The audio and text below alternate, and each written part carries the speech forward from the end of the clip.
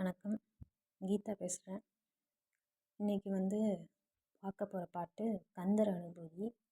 இந்த பாட்டு எல்லாருக்கும் தெரிஞ்சிருக்கும், ஆனால் கந்தர் அனுபூதி தான் தெரிஞ்சிருக்காது.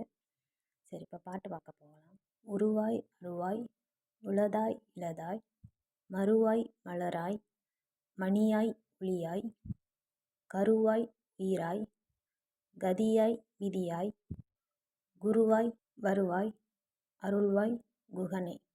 இப்போ இந்த பாட்டத்தோட விளக்கத்தை பார்க்கலாம். உருவாய் ஆறுமுகமும் பன்னீர்தோளும் கொண்ட சகல வடிவாயும். அருவாய் குணம் குறி நாமமற்ற அகலமாயும். உளதாய் உண்டு என்பவருக்கு உள்பொருளாகவும். இளதாய் இல்லை என்பார்க்கு இல்பொருளாகவும். மலராய் மலராகவும். மறுவாய் அம்மலரின் மணமாகவும். மணியாய் மாணிக்கமாகவும். ஒளியாய் அதன் ஒளியாயும். கருவாய் சகல உயிர்களையும் பிரளய காலத்தில் தன் மேனியில் வைத்து காப்பவனும்.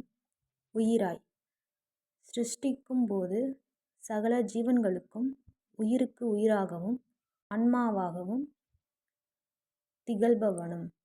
விதியாய் அந்த உயிர்களின் வினை பயனாகவும்.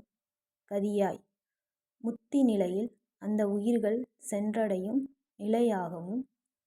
குருவாய் வருவாய் அருள்வாய் குகனே.